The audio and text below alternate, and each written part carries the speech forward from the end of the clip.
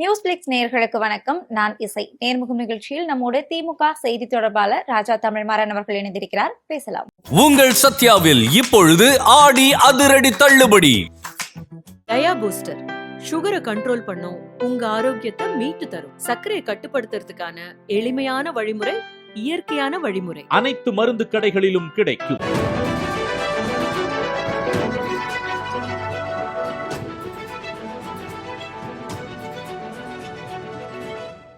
வணக்கம் சார். வணக்கம்மா. நேர்முகம் நிகழ்ச்சியில சந்தித்ததுல ரொம்ப மகிழ்ச்சி. நல்லா இருக்கீங்களா சார்? நல்லா இருக்கேன்மா. நீங்க எப்படி இருக்கீங்க? சூப்பரா இருக்கேன் சார். நைஸ். நம்ம நல்லா இருக்கோம் அப்படின்னு சொல்றோம். ஆனா தமிழக மக்களுக்கு பல பிரச்சனைகளை நம்ம பின்னாடி இருந்து பார்த்துக்கிட்டே தான் இருக்கிறோம். சோ தமிழகத்துல இருக்கக்கூடிய ஒட்டுமொத்த பிரச்சனைகளை தமிழ்நாடு தமிழ்நாட்டுல இருக்கக்கூடிய ஒட்டுமொத்த பிரச்சனைகளை பார்க்க முன்னாடி கொளத்தூர்ல என்ன நடந்துட்டு இருக்கு இப்போ? நம்மளுடைய இவிஎம் வெரிஃபை பண்ணணும்னு சொல்லிட்டு நம்ம சட்ட ரீதியா கேட்டிருந்தோம். வெரிஃபிகேஷன் ப்ராசஸ் போயிட்டு இருக்கு. ஒரு சில குளறுபடிகள் இருக்கிற மாதிரி தெரியுது. அதை அஃபீஷியலா அவங்க இன்னும் டிக்ளேர் பண்ணாம நாமளும் சொல்லாம இருக்கோம். அவங்க தரப்புல இல்ல சரி பண்றோங்கிறத சொல்லியிருக்காங்க. ஒரு சந்தேக பார்வையோட நம்ம பார்ப்போமே, ஆனால் ஒன்றும் தப்பு கிடையாது இல்ல. ஏன்னா இது வந்து பீப்புள்ஸ் மேண்டேட் அப்படின்னு சொல்லி நம்ம சொல்றோம். மக்களினுடைய நிஜமான எஜமானர்கள் தான் தேர்ந்தெடுக்கப்படணும். எஜமானர்கள்னு சொல்றதை விட சேவகர்கள்னு சொல்லலாம், அல்லது மக்கள் பிரதிநிதிகளாக தேர்ந்தெடுக்கப்படக்கூடியவர்கள் எந்த விதத்திலையும் ஒரு தவறான ஒரு பேட்டர்ன்ல ஒரு திருட்டுத்தனத்தினால வந்துடக்கூடாது. சரியா சொல்றேன்னு வச்சுக்கோங்க, திருட்டுத்தனத்தினால ஏமாத்தி வந்துடக்கூடாது. சாதாரணமா சொன்னா அப்படிதான். அப்ப உறுதிப்படுத்திக்க வேண்டிய பொறுப்பு நமக்கு இருக்கு இல்லையா? கண்டிப்பா. அதனால சந்தேக பார்வையோடவே அந்த மிஷினை பார்ப்போம். ஏன்னா வளர்ந்த நாடுகள், ஜப்பான் ஆகட்டும், அமெரிக்காவாகட்டும், இன்னும் ஐரோப்பிய நாடுகள், இவர்கள் யாருமே மிஷினை யூஸ் பண்றதே இல்லை. ஏன்னா அவங்க என்ன கிளியரா சொல்றாங்கன்னா, machine can be interfered with radio frequencies. அதாவது அலைகளால் அவை மாற்றி அமைப்பதற்கான சாத்தியக்கூறுகள் இருக்கிறது. அதனால நாங்க இதை நம்பல.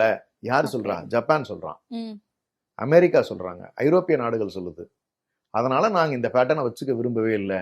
எங்களுக்கு எவ்வளவு லேட் ஆனாலும் பரவாயில்ல, ஒரு நாள் 2 நாளும் பரவாயில்ல, நாங்க முழுக்க பேலட் பேப்பர் தான் நம்புறோம், அதுதான் முறையாக இருக்கும் அப்படின்னு சொல்லி ரொம்ப ஸ்ட்ராங்கா அவங்க எல்லாம் சொல்றாங்க. ஆனா மோடி அவர்கள் மட்டும், இந்த பாரதிய ஜனதா அரசு மட்டும், இந்த எலெக்ஷன் கமிஷன் யார் நடத்தி கொண்டிருக்கிறார்களோ அவர்கள்லாம் கிட்டத்தட்ட பாரதிய ஜனதாவினுடைய ரெப்ரசன்டேட்டிவ் ஒரு அணி மாதிரி தான் ஆயிடுச்சு எலெக்ஷன் கமிஷன். அவள் எடுக்கின்ற நடவடிக்கைகள் அத்தனையுமே வந்து எஸ்ஐஆர் பண்றதுல இருந்து எல்லா விதத்திலையுமே வந்து அவர்கள் ஏதாவது ஒரு தில்லுமுள்ளு செய்கின்ற வேலையில தான் இருக்கிறாங்க. எப்படியாவது ஒன்று அதிகாரத்தை தக்க வைக்கணும், எந்த தவறு வேணாலும் செய்யலாம் அப்படிங்கிற மனநிலை இருக்கக்கூடியவர்களாக தான் இருக்கிற மாதிரி தெரியுது. அப்ப இத சந்தேகம் நமக்கு உறுதியா 2 மடங்கு வலுக்கிறது. அப்ப அந்த வெரிஃபிகேஷன் ப்ராசஸ்ல இப்படி டவுட்டே வந்திருக்க கூடாது. மிஷினை செக் பண்ணும்போது இல்ல டெக்னிக்கல் ஃபால்ட் இருக்கு அப்படின்னு சொல்றது முதல்ல வரக்கூடாது. அது விவிபேட்ல இருக்கு அப்படிங்கறது இன்னும் கூர்ந்து கவனிக்கணும். அதுலயும் ஒரு குளறுபடி சொல்றாங்க. அதாவது அது தெர்மல் பிரிண்டிங்கு 45 நாளைக்கு தான் தாங்கும். ஓகே. நம்ம எதுக்கு வந்து 60 நாள் 65 நாள் இப்படி 90 நாள்லாம் தள்ளி போகுது?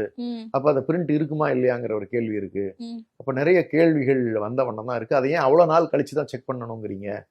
விவிபேட்டையும் சேர்த்து செக் பண்றது என்ன 15வது நாள் செக் பண்ணிட்டு போலாமே, 60 நாள்ல இருந்து இல்ல 30 நாளைக்குள்ள செக் பண்ணலாமே. அப்ப இதுக்கெல்லாம் ஏன் இந்த எலெக்ஷன் கமிஷன் அவ்வளவு தூரம் தள்ளி போடுதுங்கிற கேள்வி எல்லாம் வருது. ப்ராசஸ் போயிட்டு இருக்கு. அஃபீஷியலியா எங்களுடைய கழகத்திலிருந்து அமைப்பு செயலாளரோ அல்லது அதற்குரிய நிர்வாகிகள் இதுல ஏதாவது பிரச்சனைகள் இருக்குதா அப்படிங்கறது இருந்துச்சு அப்படின்னு சொன்னா கண்டிப்பா தெரிவிப்பாங்க தான் எங்களுடைய கருத்து இந்த விஷயத்தை பொறுத்த வரைக்கும். இந்த இவிஎம் மேனிபுலேஷன் இந்த பிரச்சனை நம்ம வந்து தொடர்ந்து பார்த்துக்கிட்டே தான் இருக்கோம். ஆனா உள்ளாட்சி தேர்தல்கள்னு எடுத்துக்கிட்டோம்னா இந்த பிரச்சனை இருக்காது. நம்ம வந்து சீட்டு மூலமா தான் இத்தனை நாளா வாக்கு செலுத்திட்டு இருந்தோம். இப்போ வரக்கூடிய உள்ளாட்சி தேர்தலில் கூட இவிஎம்ல கொண்டு வரதுக்கான ஒரு திட்டம் நடக்குதா அப்படிங்கிற ஒரு கேள்வி. இது கர்நாடகா ரொம்ப அழகா வந்து உள்ளாட்சி தேர்தலை கம்பல்சரி வந்து நாங்க பேலட் மூலியமா தான் நடத்த போறோம் தீர்மானம் நிறைவேற்றி அப்படிதான் தயாராகிறாங்க. நம்மளுடைய தமிழ்நாடு அரசும் அதை உறுதிப்படுத்துறது தான் வந்து நல்லது. மிஷின்களை நம்புறதுல எனக்கு உடன்பாடு இல்லை. ஆஸ் அ இன்ஜினியர், ஒரு மெக்கானிக்கல் இன்ஜினியர் தான். பட் இருந்தாலும் எனக்கு மைக்ரோ ப்ராசஸரை பற்றி தெரியும், எலக்ட்ரானிக்ஸ் தெரியும், நமக்கு எலக்ட்ரிக்கல் இன்ஜினியரிங் தெரியும். அதனால வந்து ஒரு ப்ரோக்ராம் பண்ணும் பொழுது இந்த மைக்ரோ சிப்பை வந்து நம்ம சிம்பிளா ப்ராசஸ் பண்ணிட முடியும். நீங்கள் டிஸ்பிளே காட்டு அப்படின்னு சொல்லி நம்ம சொல்லுவோம். இதெல்லாம் இங்கெங்கே கொண்டு போய் சேவ் பண்ணி வச்சுக்க, இந்த பட்டன் அழுத்தும் போது இதை காட்டுன்னு சொல்லிடலாம். அதில் ஒரே ஒரு ப்ரோக்ராமிங் மட்டும் சேர்த்து வச்சுக்கிட்டா போதும்.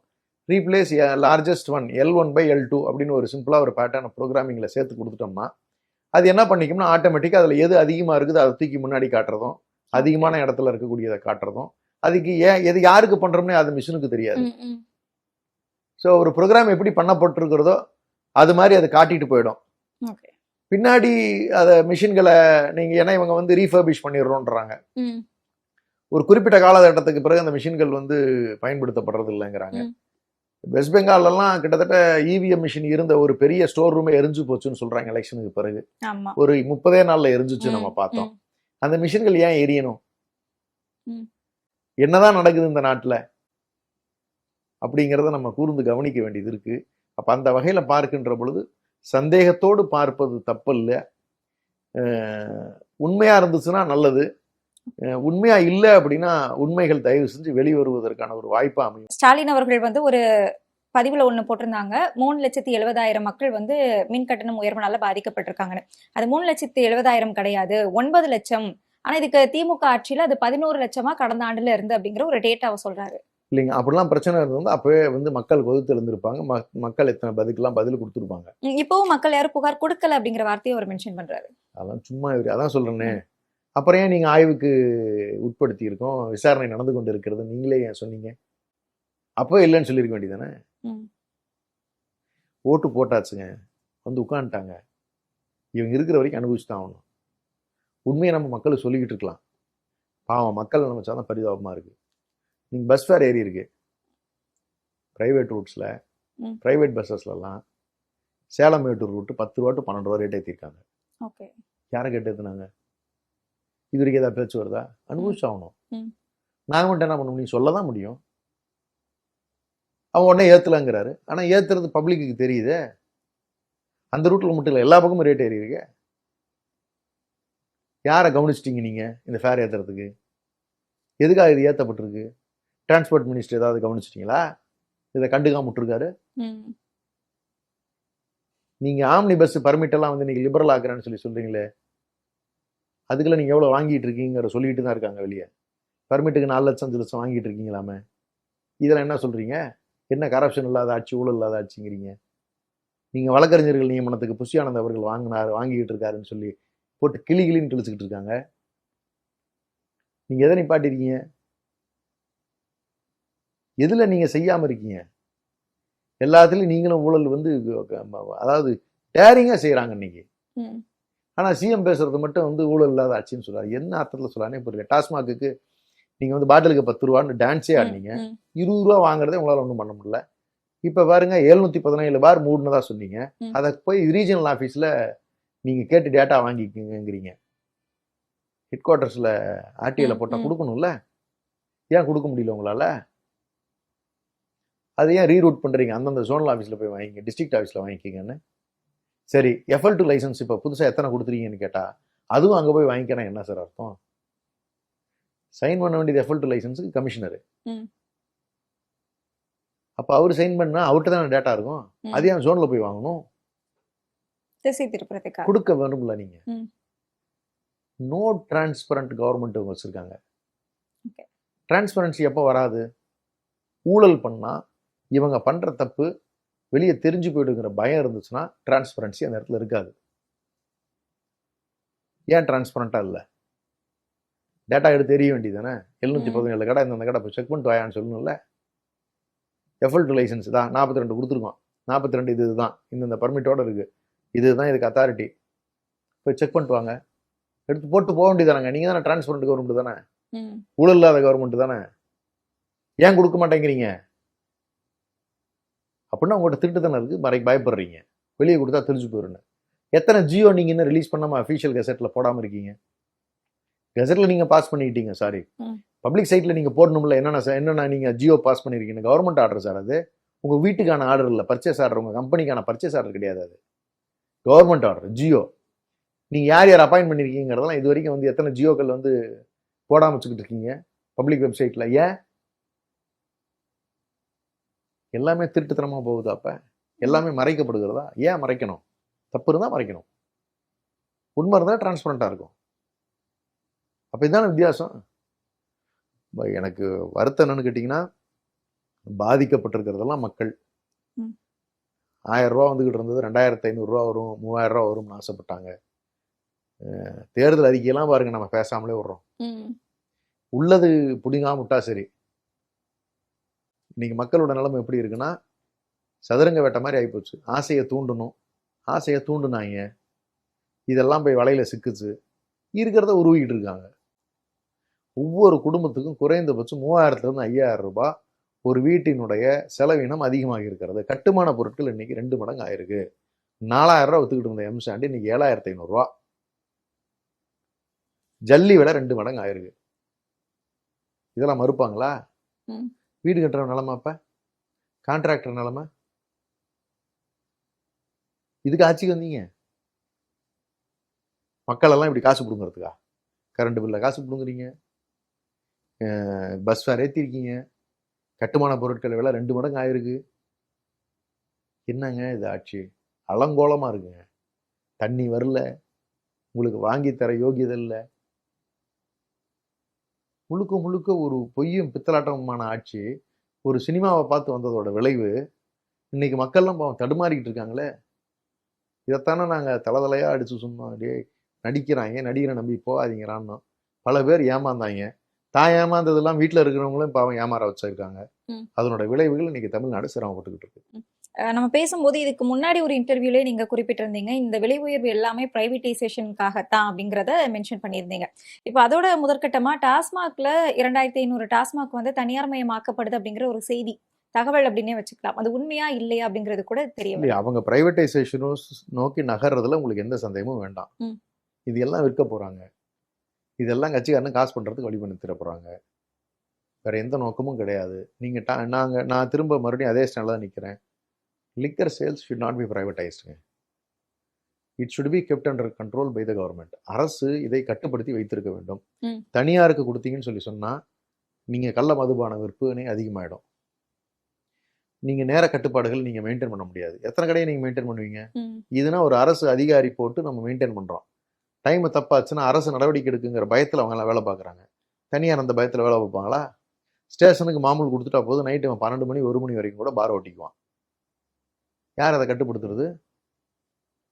என்ன கட்டுப்பாடு இருக்க போகுது மேல? அவன் நிஜமான அந்த கம்பெனி சரக்கு தான் ஓட்டுறாங்கிறதுக்கு என்ன உத்தரவாதம் இருக்குது? நீங்க அத்தனை கடை கொடுத்துட்டீங்க, எல்லாத்தையும் போய் டெய்லி செக் பண்ணிட முடியுமா? ஆனா ஒரு அரசு சிஸ்டத்துக்குள்ள தப்பு பண்ணணும்னா பயம் இருக்கும். மாட்டிக்கிட்டா வாழ்க்கையே வீணா போடும். வாழ்க்கை ஃபுல்லா அரசு கேஸ் நடத்தி உள்ள தள்ளிரும். இந்த பயமெல்லாம் இருக்குல்ல. இன்னமும் 41 கேஸ் இருக்குல்ல, அதிகமா பணம் வாங்கின கேஸ்ல. நீங்க எப்போ போட்ட கேஸ் எல்லாம் வச்சு நீங்க செந்தில் பாலாஜி மிரட்டிட்டு உட்காந்துருக்காங்கல்ல. இவருக்கு அதுக்கு சம்மந்தமே கிடையாது. இவர் பேர் அதுல வரவே வராது. ஆனா அதையும் ஒரு கேஸை சேர்த்துறாங்கல்ல. அப்படி அரசு நடத்துறதுதான் இந்த மதுபானத்துக்கு முறையான தீர்வு. கட்டுப்பாட்டுக்குள்ள நிற்கும், ஒழுங்குமுறை இருக்கும், தவறு நடக்காம மினிமைஸ் பண்ணி வைக்கலாம். தப்பே நடக்காதான்னா மினிமமா தப்பு நடக்கும்னு நான் சொல்லுவேன். மனிதர்கள் சம்பந்தப்படுகின்ற இடங்களில் எல்லாமே குறைந்த அளவாவது யாராவது ஒரு நபர் தன்னுடைய விருப்பத்திற்காக தவறுகள் செய்வது மனித இயல்பு தான். 100% சரியா இருக்கிறது நடக்கவே நடக்காது உலகத்துக்குள்ள எங்கேயுமே. அப்படி இருக்குன்றது குறைந்தபட்ச தவறுங்கிறது டாஸ்மாக் இருந்தால் தான். பிரைவேடைஸ் பண்ணினீங்கன்னா மேக்சிமம் மிஸ்டேக்ஸ் நடக்கிறதுக்கான வாய்ப்புகள் தான் அதிகம் இருக்குங்கிறதான் என்னோட பார்வைக்கு தெரியுது. செந்தில் பாலாஜி அவர்களுக்கும் இந்த இப்ப போடப்பட்டிருக்க வழக்குக்கும் தொடர்பில்லை அப்படிங்கிற மாதிரி பேசுறீங்க. தொடர்பில்லை அப்படின்னா ஏன் உயர் நீதிமன்றம் ஜாமீன் கொடுக்க மறுக்கணும்?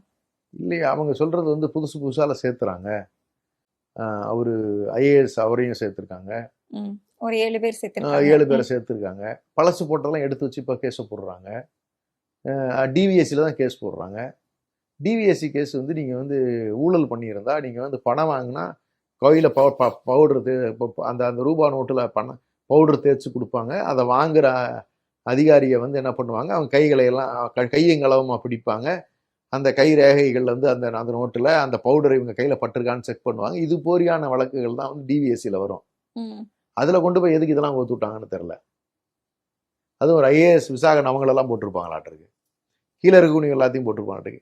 மொத்தத்துல கேஸ் போட்டு உள்ள பிடிச்சு வைக்கணுங்கிறது மட்டுமே நோக்கமா வச்சு செயல்படுறாங்களே. என்ன பண்ணுவீங்க நீங்க? அதுவும் குறிப்பா செந்தில் பாலாஜி அவர்கள் இந்த ஆட்சி வந்ததுல இருந்தே குறிப்பா செந்தில் பாலாஜி மட்டும் இல்ல, 3 பேர். செந்தில் பாலாஜி அவர்கள், ஏவா வேலண்ணன் அவர்கள், நீங்க அன்பில் மகேஷ் பொய்யாமல் அவர்கள், ம். இது மாதிரி யாரெல்லாம் வந்து கேப்பபிள் லீடர்ஸா இருக்கிறாங்களோ, இப்போ மகேஷ் அண்ணனெல்லாம் அவங்க சார்ஜ் பண்ணணும்னா அன்பில் அண்ணெல்லாம் நீங்க வந்து அடுத்த தலைமுறைக்கு உதயணனுடைய வலதுகரமாக இருக்கக்கூடியவர், தமிழ்நாட்டில் ஒரு பெரும் செல்வாக்கு உள்ள ஒரு அரசியல் தலைவராக தான் ம். பார்க்கப்படுகிறார் இளைஞர்கள் மத்தியில.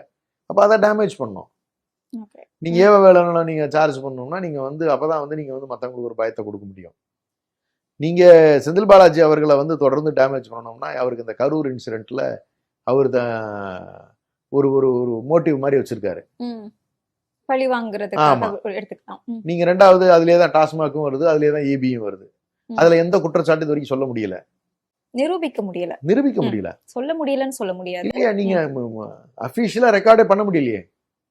நீங்க இதெல்லாம் தவறு, இதெல்லாம் ஊழல் நடந்திருக்குன்னு சொல்லி நீங்க பட்டியல் போட்டு நீங்க சொல்ல முடிஞ்சுச்சா? இப்ப வந்து இருக்கிற அமைச்சர் 90 நாள் அந்த ஆபீஸ்ல உட்காந்துருக்காரு.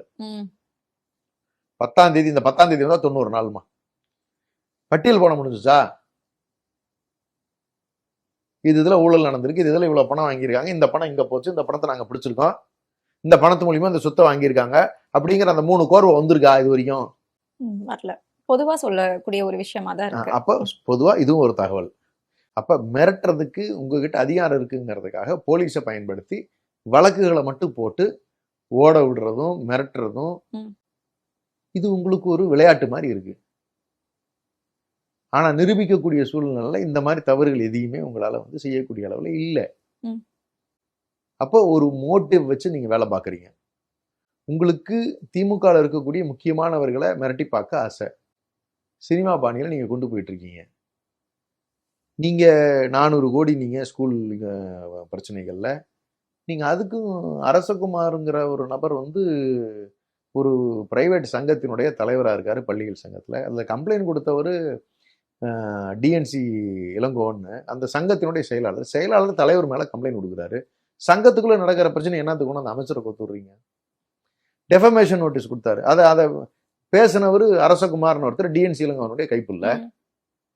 இவங்க இந்த நந்தகுமார் ஒரு பெரிய ஃப்ராடு. இது எப்படி பாருங்க, இந்த இளங்கோவனும் அதே மாதிரி வந்து பிரைவேட் ஸ்கூல்ஸ் எல்லாம் பணம் வசூல் பண்ற டைப்பு. அப்ப இவங்க வாங்கின பணத்தை வச்சுக்கிறதுக்கு இவங்க வந்து அங்கெல்லாம் கொடுத்து ஏமாந்துட்டோம்னு சொல்லி சொல்ற கதையாது. எப்படியெல்லாம் ஒரு கட்டுக்கதை உருவாக்குற வேலையை பாக்குறாங்க. ஒரு அமைச்சருக்கு எப்படிங்க ரெக்கக்னிஷன்ல சம்பந்தம் வரும்? ஒரு அமைச்சருக்கு எப்படிங்க NOCல சம்பந்தம் வரும்? ஒரு அமைச்சருக்கு எப்படிங்க உங்களுக்கு வந்து பிரைவேட் ஸ்கூல்ஸ்ல வந்து இன்வால்மெண்ட் வரும்? இது எதுவுமே அமைச்சருக்கு ஃபைலே வராதுமா. இது எல்லாம் யார் பார்ப்பானா? Inspector of schools, DO, CEO, joint டைரக்டரோட ஃபைல் திரும்ப ரிட்டர்ன் போயிடும். அவரு தான் கிராண்ட் கொடுக்குறாரு. அமைச்சருக்கு இதுல எங்க ரோல் வந்துச்சு? அமைச்சர் இதுல எதுல போய் பணம் வாங்குவாரு? கேட்கிறவங்க கேனையில இருந்தா கேரளால எருமாடு ஏரோப்ளைன் ஓட்டுமாங்கிற கதை மாதிரில இருக்கு. எப்படி ஒரு பொய்யை உருவாக்கிட்டு இருக்கீங்க நீங்க? இந்த 2 கம்ப்ளைண்ட் எடுத்து டீசெண்டா விரிவா படிச்சு பார்த்தோம்னு சொல்லி சொன்னா அரசகுமாரை நீங்க அவங்க கைது பண்ணி வச்சிருக்கிறது கூட இவங்க என்ன சொல்றாங்க, சங்கத்துக்குள்ள இவங்க உள்ள இருக்கிற பிரச்சனை, அதுல தூக்கி குண்டாசுங்கிறீங்க. எவ்வளவு மோசமா போக முடியுமோ ஒரு மோட்டிவ்ல நீங்க செஞ்சுக்கிட்டு இருக்கீங்க. ஆனா ஒண்ணு வச்சுக்கோங்க, இன்னைக்கு நீங்க செய்யறது எல்லாமே உங்களுக்கு திரும்ப வரும் ஒரு ரவுண்டு. இது ஏதோ மிரட்டல் விடுக்கிற மாதிரி அப்படிலாம் இல்ல. இது கர்ம வினையினுடைய தத்துவம். அதுதான், நீ மற்றவர்களுக்கு என்ன செய்கிறாய் அது உனக்கு வருங்கிறது ஒரு பாடம். நீங்க ஆதவர்ஜுன் அவர்கள் பேசுறதுக்கும் சேர்த்து சொல்றேன், நீங்க செய்யறது அத்தனைக்கும் சொல்றேன். மீண்டும் கர்ம வினை மாதிரி இது உங்களை துரத்தும். நீங்க தவறான பாதையில் போய் கொண்டிருக்கிறீர்கள். இதை முறிக்கணும்னா வேற வழி இல்லையே. முள்ளு காலில் குத்தி இருக்குன்னா முள்ளு எப்படி எடுப்பீங்க? இன்னொரு ஊசியை வச்சு குத்தி தானே எடுக்க முடியும். அது நடக்கும், அவ்வளவுதான். இது காலம் பதில் சொல்லும். இப்படியே நீங்க நிரந்தரமா என்ன? நீங்க 5 வருஷம் 5 வருஷம்ங்கிறது இயற்கை பார்த்து முடிவு பண்ணணும். ஒன் இண்டியா ஒன் எலெக்ஷன் ஒருவேளை வந்துச்சுன்னு வச்சுக்கோங்க, 29லயே வந்துடலாம். இல்ல அது திமுக டீலிமிட்டேஷனுக்கு ஆதரவு தெரிவிக்கக்கூடிய பட்சத்துலதான் அதுக்கு சம்பந்தம் 2 தனித்தனி தானே. அது கொண்டு வரக்கூடிய அதோட நீட்சியா தானே இதையும் பார்க்க முடியுது. வெவ்வேறு அவங்க எப்படி டேபிள் பண்றாங்கிறத பொறுத்து தானே இருக்கு. ஒவ்வொன்றும் ஒரு காரணத்துக்காக அவங்க சொல்லுவாங்க, தனித்தனியா பண்ணலாம், வராம கூட போகலாம். பட் ஆனா ஒரு விஷயம் நான் சொல்றேன், நாம் எதை விதைக்கிறோமோ அதை நாம தான் அறுவடை பண்ணணும். நீங்க மாங்கொட்டையை விதைச்சிங்கன்னா மாமரம் தான் வளரும், பனங்கொட்டையை விதைச்சிங்கன்னா பனைமரம் தான் வளரும். பனங்கொட்டையை விதைச்சா மாமரம் வர போகுது? இல்ல. எதை நாம் விதைக்கிறோமோ அதை நாமே தான் அறுவடை செய்யணும். நீ விதைத்த வினைகள் எல்லாம் உனையறுக்க காத்திருக்குமேங்கிறதான் இயற்கையோட நியதி. இது காலம் பதில் சொல்லும், அவ்வளவுதான். காலம் பதில் சொல்லும் அப்படின்னு சொன்னோம்னா திமுக அதே நாகரீக பாதையிலேயே போயிருந்திருக்கலாமே. இப்போ நேற்றைக்கு கூட அனிதா ராதாகிருஷ்ணன் அவர்கள் உரிமையில பேசின அதெல்லாம் பார்க்க முடியுது. அப்போ அந்த ஸ்டாண்ட்ல இருந்து திமுக தவறுதா அப்படிங்கிற ஒரு பார்வை இருக்கு. எங்களுடைய தலைவர் அவர்கள் தெளிவாக தான் இருக்காங்க. ம். கட்சியில உணர்ச்சி வசப்படுகின்ற சிலர் பேசுவது அவர்களுடைய ஆதங்கத்தை காட்டுது. ம். ஆனா அங்க முதலமைச்சர் அவர்களே ரொம்ப என்னது வெளு வெளுன்னு வெளுக்கணுங்கிறாரு, டேஷ்ங்கிறாரு, ம்.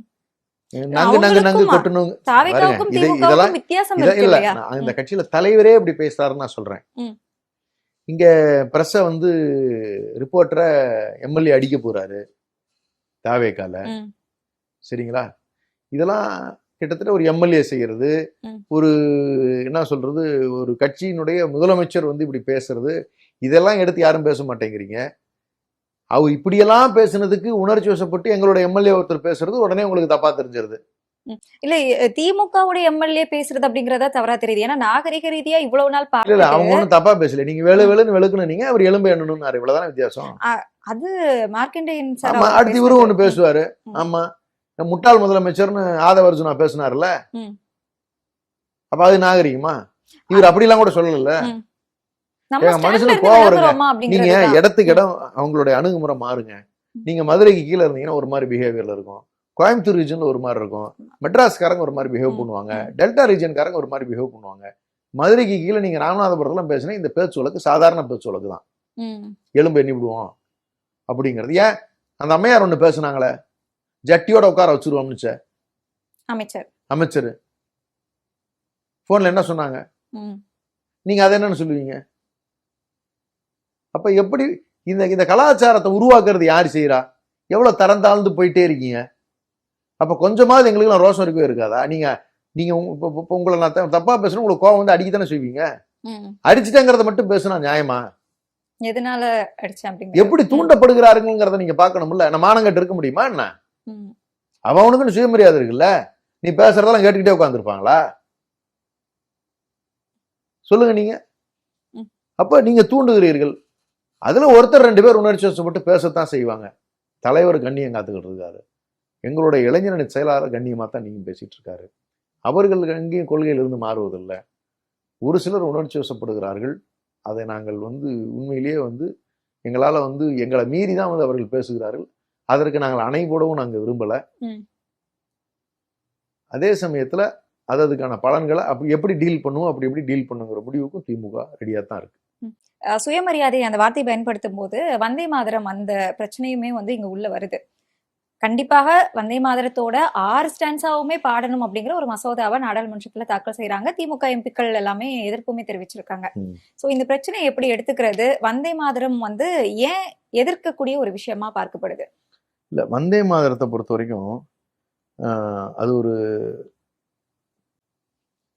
பெரிய அளவுல அது ஏற்பு இல்லாம போனது. 1950 அதை கொண்டு வரணும்னு முடிவு பண்ணி ப்ரப்போஸ் பண்ணப்ப ஒரு பெரிய காரணத்தை சொன்னாங்க. அதுல நமக்கு நம்மளை தமிழ்நாட்டை பொறுத்த வரைக்கும் நம்ம முழுக்க நம்ம இலக்கியங்கள் மூலியமா நமக்கு வந்து ஒரு பெரிய புரிதல், பகுத்தறிவு நமக்கு உண்டு.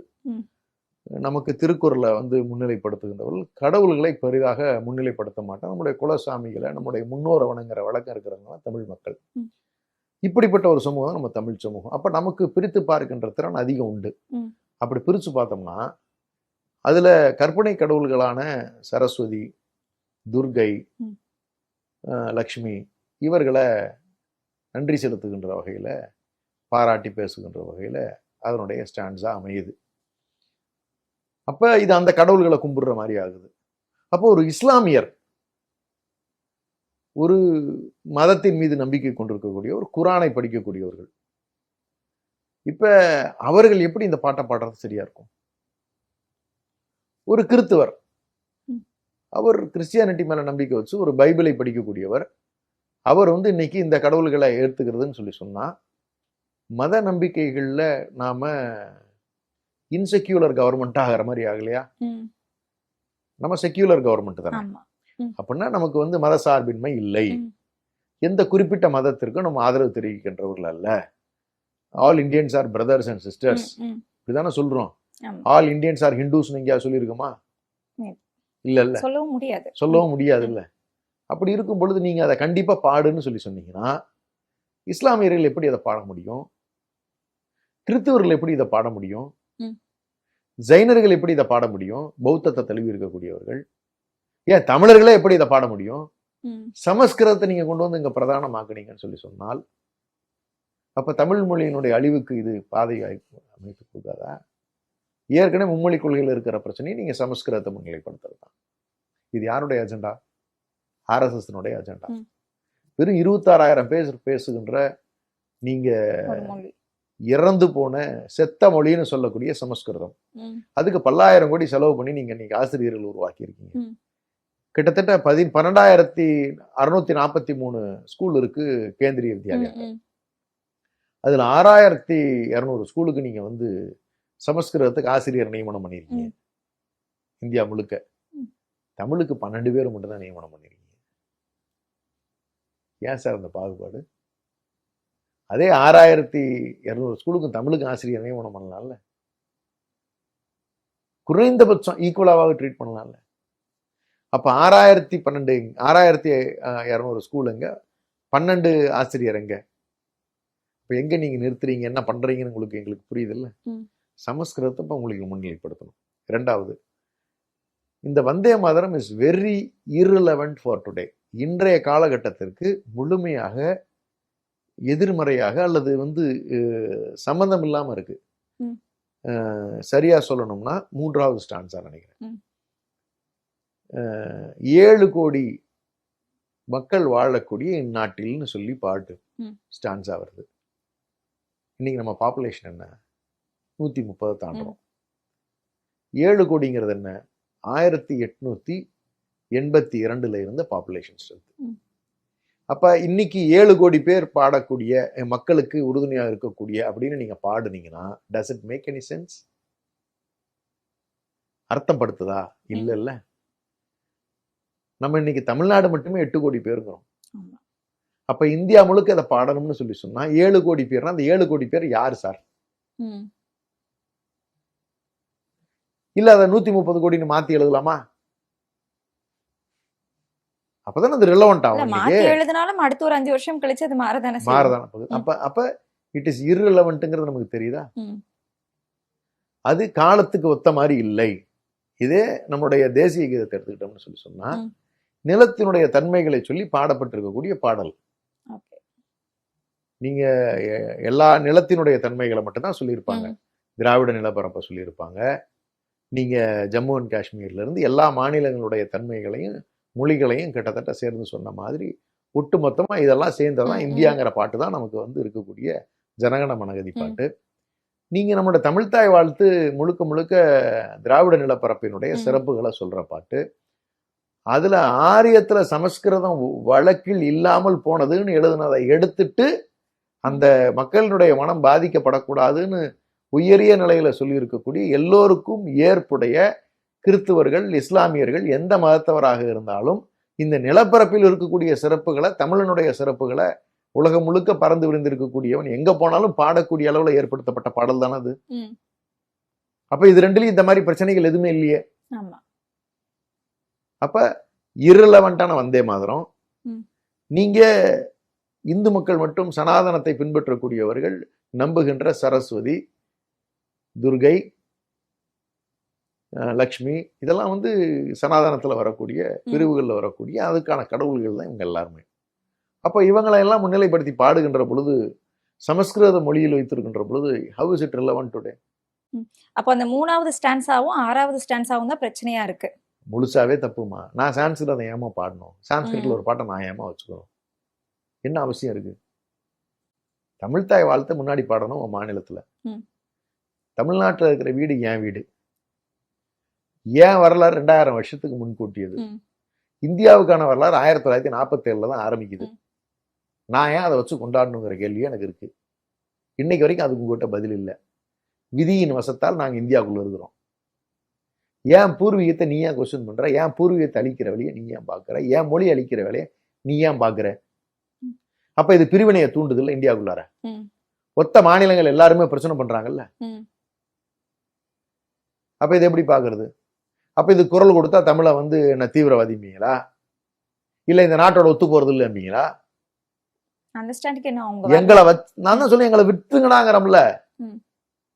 திராவிட நாடு கோரிக்கை எதனால வந்துச்சு? தனிநாடு கோரிக்கை எதனால வந்துச்சு? நீங்க இப்ப எடுத்து வைக்கிற அது மாதிரி எல்லாம் இருக்கு. அது எல்லாமே வந்து ஒரு கட்டத்துல நாங்க என்ன சொன்னா அதற்கான காரணங்கள் அத்தனையும் அப்படியே இருக்கின்றன. இப்போதைக்கு அதை நிறுத்தி வைக்கிறோம்னு தான் அண்ணா சொல்லிட்டு போனாரு. அப்ப அந்த காலகட்டத்துல இருந்து பாதிப்புகள் வராத வகையில காங்கிரஸை கட்டுப்படுத்தி வச்சிருந்தோம். காங்கிரஸ் மத்தியில் ஆட்சியில் வந்துச்சு. அது இருந்த வரைக்கும் நம்ம வந்து அவர்களால தமிழ்நாட்டுக்கு எந்த சேதமும் வராம பாத்துக்கிட்டோம். பிஜேபி வந்த பிறகு காங்கிரஸ் என்ன செய்ய நினைச்சதோ அதை நீங்க பிஜேபி செஞ்சுக்கிட்டு இருக்கு. காங்கிரஸ் சைட்ல நின்று சிரிச்சுக்கிட்டு இருக்கு. 2 பேருமே சேர்ந்து இப்ப தமிழ்நாட்டுக்கு கேடு தானே செஞ்சிருக்காங்க. 120 வருஷமா காங்கிரஸ் பண்ணுச்சு, 80 வருஷமா பிஜேபி பண்ணிருக்காங்க. இப்ப சைட்ல நின்று காங்கிரஸ் சிரிச்சு வேடிக்கை பார்த்துக்கிட்டு இருக்கு. ஒரு உதாரணம், இப்படி எதிர்க்கிறதுனாலதான் வந்து தமிழ்நாட்டுக்கு வந்து முதலீடுகள் வராம போகுதுன்னு ஆந்திரால இருக்கிற எம்பி பேசுறாரு. அதை பார்த்து ராகுல் காந்தி சிரிக்கிறாரு. என்ன மனநிலையில சார் நீங்க இருக்கீங்க? இந்த திராவிட நாடு கோரிக்கையை விட்டுட்டு இருக்கோம்ங்கிறதுக்காக வந்து நீங்க எதை வேணாலும் எங்களை பேசலாமா? நீங்க எல்லா விதத்திலையும் அம்பேத்கர் அவர்கள் ரொம்ப தெளிவா சொன்னாங்க, இந்தியாவினுடைய வரலாறை நீங்க எழுத வேண்டும் என்று சொன்னால் நீங்கள் தமிழ்நாட்டில இருந்து தான் ஆரம்பிக்க வேண்டும்னு சொல்லியிருக்காங்க. அவருன்னு தெரியாம சொன்னாரா? இன்னைக்கு நாங்க கீழடியில் இருக்கக்கூடிய அகழ்வாராய்ச்சிகளை எடுத்து நாங்க உங்களுக்கு என்ன சொல்றது, எல்லா ஆய்வறிக்கைகள்லையும் உங்களுக்கு வந்து மெட்டா லேப்ல இருந்து எல்லா லேபுக்கும் நாங்க அனுப்பிச்சு விட்டுட்டு நாங்க பார்த்துட்டு உங்களுக்கு தெளிவா சொல்றோம்.